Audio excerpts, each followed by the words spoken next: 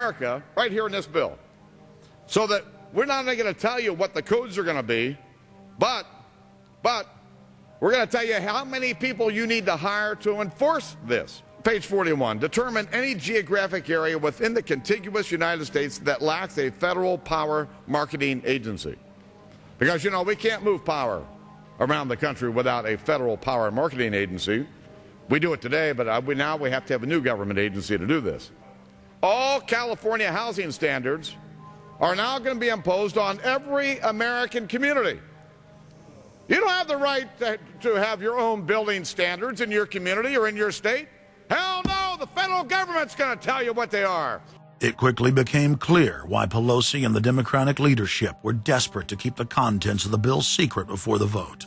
Now, because of this underlying bill, the federal government will virtually have control over every aspect of lives for the American people. It is time to stand up and say, we get to choose. We choose liberty or we choose tyranny. It's one of the two. The underlying bill represents the tyranny and the intervention of the federal government. It's our choice. What will we choose today? Will we choose liberty or will we choose tyranny? And I know that we'll be facing the single moms that heard from last summer. They can't afford the gasoline bill. They can't afford the propane. You didn't do a great thing. You hurt some really decent families struggling, trying to make it, and this is going to be their death knell. It breaks my heart. I yield back. It is, of course, a carbon tax on economic activity, farming, manufacturing, real production here inside the United States. It would tend to shut down even those miserable remains of an industrial economy that we still have after the collapse of the Detroit automakers and their related subcontractors and so forth. Every home and business in the United States would be federally regulated and controlled. Mandatory home inspections will be carried out by federal inspectors, and it's all at the expense of the homeowner. In New York, they're called the Environmental Police. On this day, a surprise visit to a market in Brooklyn's Chinatown. And every day you're not in compliance, you face huge fines. Go to page 235. The Secretary may set and collect reasonable inspection fees to cover the cost of inspections required. So number one, they can come in, the federal government can come in and inspect your house and send you the bill. And if they find that you're out of compliance with this new federal code, the Secretary shall assess a civil penalty for violations of this section. And then further, going to page 236, each day of unlawful occupancy shall be considered a separate violation. We're setting up a global warming Gestapo that can literally come in, and now this new term, unlawful occupancy. So now living in your home is considered unlawful under this bill. This is ludicrous. Worst of all, carbon czars in more than 35 federal agencies are given unlimited dictatorial power to tax all forms of carbon and carbon emissions. The Commissar Green Police openly brag that they will have the power to selectively enforce the new edicts on a case-by-case basis. It's funny because when I tell people what I do for a living, the first response usually is, you're with the environmental police? There is no environment in New York City. With this new power, the Green Mafia can take over the entire economy through selective enforcement. We know, Madam Speaker, that this national energy tax will cost the American people $2 trillion. We know that. We know this will result in a loss of 2.5 million jobs every year for the American people. We know that. We know this will result in a reduced standard of living for Americans. We know that.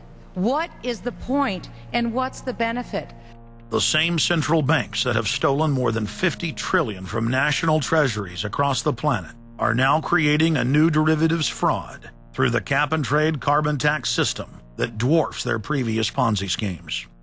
We've just watched a financial meltdown in this country, the likes of which hasn't been seen in some time. Now, if people like credit default swaps, they're really going to like the carbon swaps that are going to occur and the carbon future swaps. We spent a full day in this committee last summer talking about the manipulation of the energy futures market in oil. We're going to create, I fear, another such system that people who have an inclination to react dishonestly to systems are going to actually have a new opportunity. Is that not a problem? A select group of central banks are lobbying for the same legislation to be passed worldwide. Once the so-called green economy laws are in place, only global megacorporations and their subsidiaries will be allowed to do business. Van Jones, Barack Obama's first green job czar, has stated repeatedly on the record that the new green economy is only a cover for a complete revolution against capitalism and the total redistribution of wealth. But what Van Jones doesn't tell his sad followers is that the elite are bragging that the modern green movement was designed from its creation to destroy the middle class and transfer all wealth into the hands of a super elite.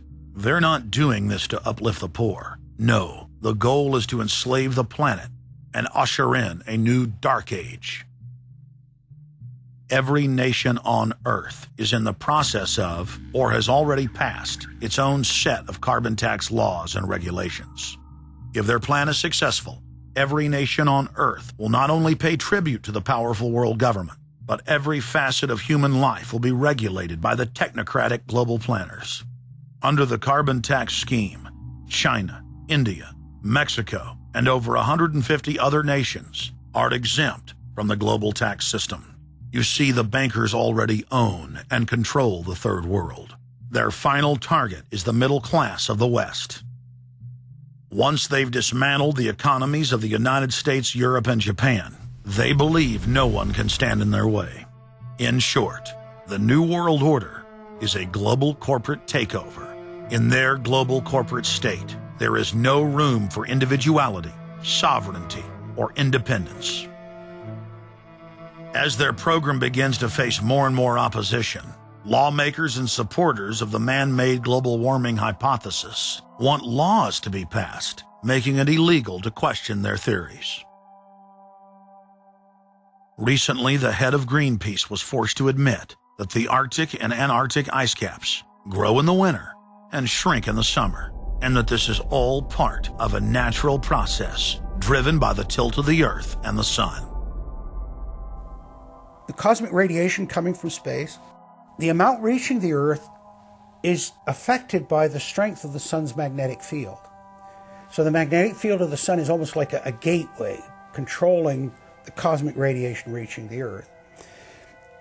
The magnetic strength of the Sun is also related to the number of sunspots. So they are directly related to changes within the inner structure of the Sun. The amount of cosmic radiation reaching the lower atmosphere creates more cloud, right?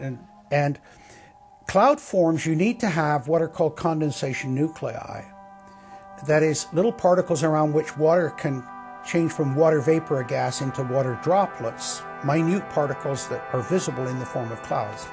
We've known for a long time that there was more cloud than the amount of particles in the atmosphere, because we assumed it was clay particles and salt particles that were creating this condensation process.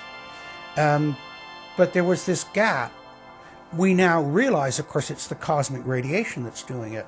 So what the cosmic radiation is doing, controlled by the magnetic field of the Sun, is it's like putting up a screen in the greenhouse and blocking out the sunlight.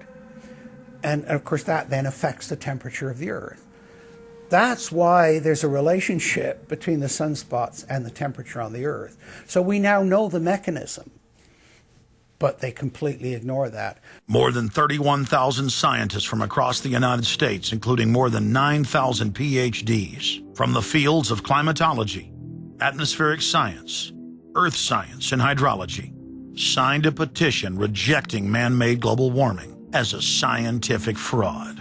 This shattered the hoax of the so-called consensus that the mainstream media had been pushing for years, that every scientist on Earth believed that man-made global warming was a fact.